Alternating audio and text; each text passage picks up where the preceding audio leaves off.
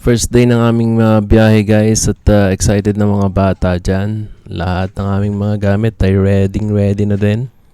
Buti tayo siguro mga 4 na oras mahigit na biyahe guys. Kaya eto dumaan muna kami ng kape para di naman ako antukin sa biyahe.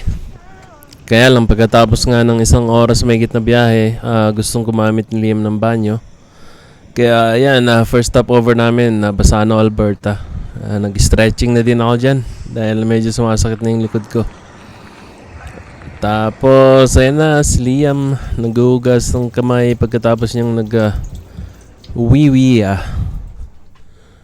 Ayun, pagkatapos ng 3 oras may na biyahe guys, dito kami sa Calgary, Alberta. Siyempre gutom na rin ng mga bata at hindi sila nagagahan.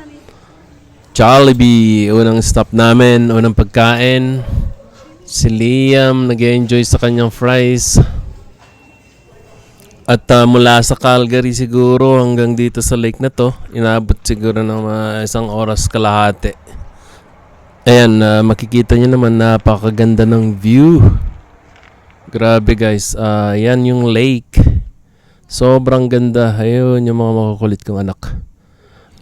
May nakalagay nga dyan pala na babala na swim at your own risk. Kasi nga sobrang lamig ng tubig guys.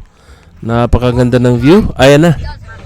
Ayan na nga pala yung aming TP guys. Diyan kami mag-stay ng 3 nights 4 days. Medyo malamig pero okay lang. Ayan, sinundan ko yung mga bata sa may tabing ilog malapit sa aming TP. Grabe, sobrang lamig ng tubig. Malamig pa sa malamig guys. Ayan yung mga anak ko na hindi man lang ramdam yung lamig ng tubig. Ayan guys, nasa kabundukan kami ng Kananaskis, Alberta. Medyo malamig talaga nung dumating kami dyan pero okay lang dahil nagbaon kami ng maraming cup noodles guys. Sobra mahilig yung mga anak ko dyan. Kaya lang hindi naman lagi-lagi yan ang kinakain na. Ayan, almost ready na. Binubuhos ko na yung mainit na tubig. Tapos nagsalo-salo na kami guys sa aming unang hapunan. Yung tira namin Jollibee Chicken Joy at saka cup noodles. Nag-enjoy mga bata. Siguro inabot kami ng 6 na oras bago makarating. At yan, unang gabi namin, may heater kaming gamit. Si Liam, knockout na. Tapos kami ni Commander medyo nag-relax naman konti para ready na para bukas.